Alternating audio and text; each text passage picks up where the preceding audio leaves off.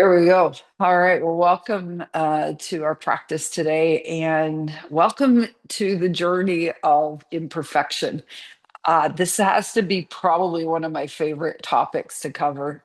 It's the eighth chapter of Brene Brown's book, Atlas of the Heart, and it's entitled "Places We Go Where We When We Fall Short," and it really focuses on this idea of things like self compassion, comparison, and this feeling in the body when maybe I should have known better or done better, and kind of missing the mark on something and immediately feeling guilty or shame or untrusting of ourselves.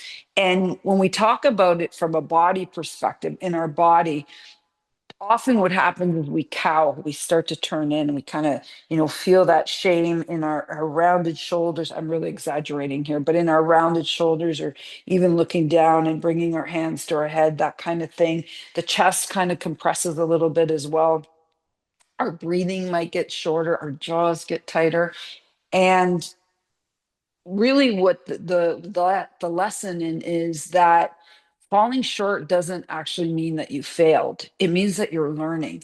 And if you look at the areas in our lives where we feel that we failed the most, or we've had disappointment happen to us, these are the moments where we actually grow the most, right? When you look back at those times, you're like, wow. I always think of it as walking through the fire. And in reflection, usually it comes to me when I look back and I go, wow, I walked through that. Like I overcame that. And it lifts me. It makes me feel lighter in the fact that you can get over things that you feel are shortcomings. And it if we can, instead of looking at these failures as or these incidences as failures, I would put the inquiry in it. So I didn't do what I set out to do. Why is that? Why is that? The why becomes a curiosity. And it's in that curiosity and that inquiry that we learn, that we begin to grow.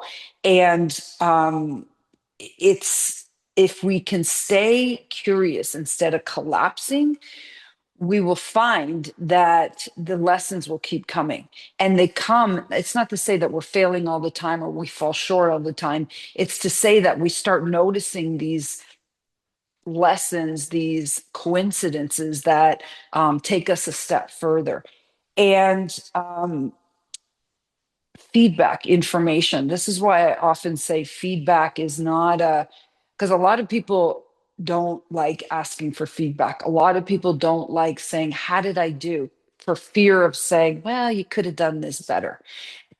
When you start feeling that that is a gift and not um a shortfall of yourself, then you just keep improving. Then you just, the joy just keeps rolling in. And I do this a lot. For example, when I run my retreats, I always ask for feedback. I always ask for feedback in testimonials and what, and it's not to find out what I'm doing wrong. It's finding out what I could do better, how I can manage um my practice better. And because if you're curious about that, if you're curious about a piece of inquiry, you better believe other people are too. I say, and I really love this, I think it was Brene Brown that coined the term, comparison is the thief of joy. If we continue to compare ourselves with what should be, we're always going to fall short. So let's turn comparison into curiosity. And through our practice today, you're going to have the opportunity to do that. You excited? So we're going to be practicing crow pose today. And again, this is a posture that is very demanding. It's not one that I love, to be honest with you. It's kind of low on my list. But I like the feeling of being lifted through my own doing. And I think you will too. And I think you will find that there's so many ways to do crow that you'll go, oh, I didn't know that this was actually a variation of crow. And one of them is using the wall. So if you can't get down, and when I say crow, it's the one where your hands are on the ground, your knees are wide, and you're lifting yourself up. If you fall, you're not going very far, right? If you fall, you're gonna laugh, you're gonna pick yourself up again. And I think that's what, falling short and turning that around really means. So let's start our practice, shall we? So we'll go back on.